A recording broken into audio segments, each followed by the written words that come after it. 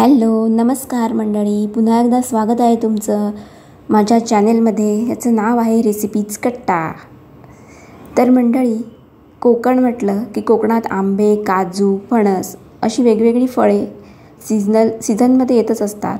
तर मी यावेळेस कोकणात गेले होते तेव्हा फणसाच्या आठेळा घेऊन आली आहे.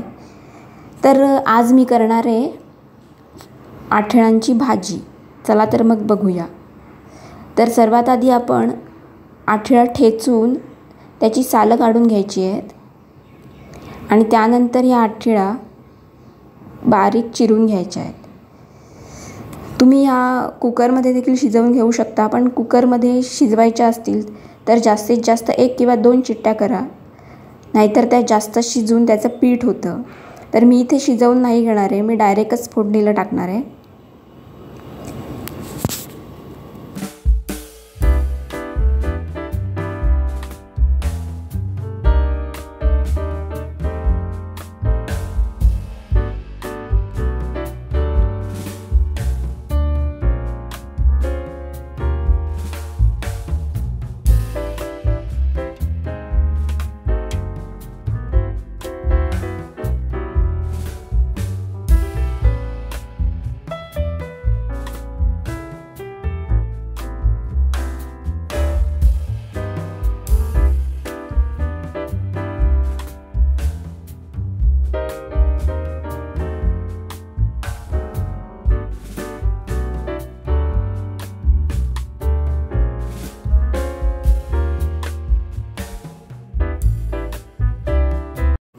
तर ह्या बघा, माझ्या आठेळा आता बारीक चिरून झालेल्या आहेत आणि त्या मी आता स्वच्छ पाण्यामध्ये 2-3 वेळा धुवून घेतलेल्या आहेत.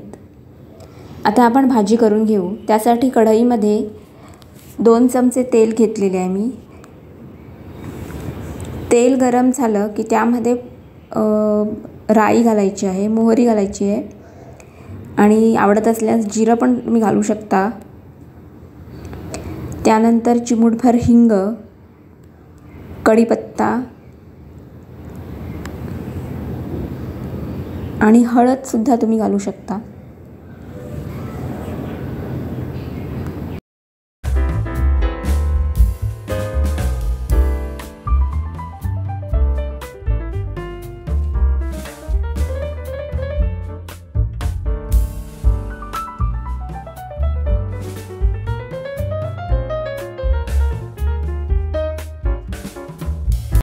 यानंतर बारीक चिरलेला कांदा घालायचा आहे. तुम्हाला आवडत नसेल तर तुम्ही कांदा स्किप करू शकता.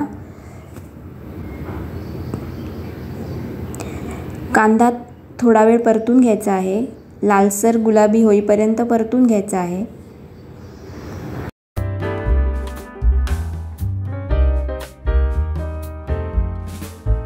त्यानंतर मी यात हळद, लाल तिखट आणि तुम्हाला आवडत असेल किंवा घरगुती मसाला तुम्ही कुठला वापरत असाल तो यात घालू शकता.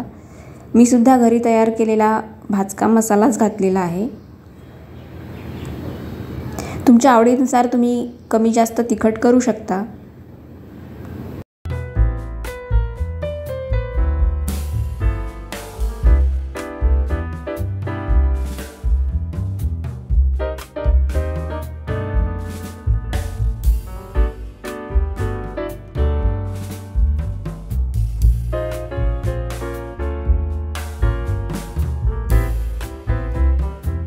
आता कांदा परतून झालेला आहे, तर मी यामध्ये धुतलेल्या आठेळा आहेत त्या घालून घेते.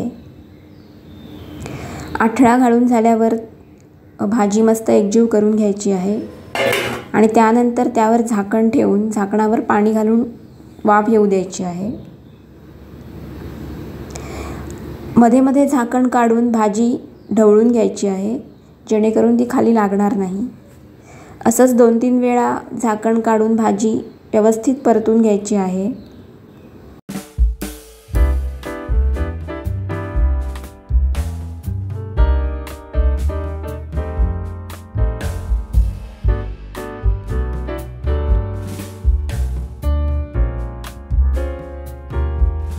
मला मसाला थोडासा कमी वाटला म्हणून मी त्यात अजून थोडासा मसाला घातला आहे.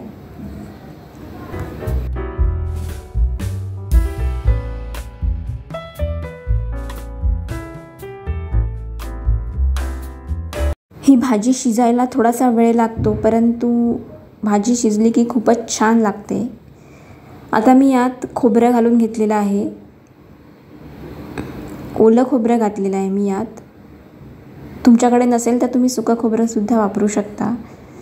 आणि आता बघा, भाजी मस्तपैकी शिजलेली आहे. तर यात मी थोडासा गूळ, आवडीनुसार गूळ घालू शकता तुम्ही, आणि चवीनुसार मीठ घालून घेते. तुम्हाला गूळ आवडत नसेल तर तुम्ही नाही घातला तरीही चालेल.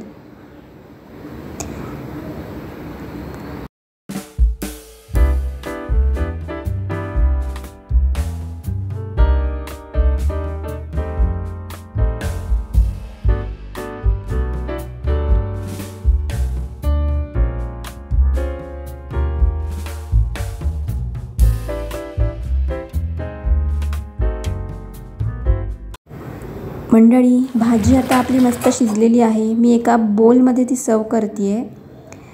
तर आता तुम्हीसुद्धा ही भाजी नक्की ट्राय करा आणि कमेंट करून मला नक्की सांगा हा व्हिडिओ तुम्हाला कसा वाटला.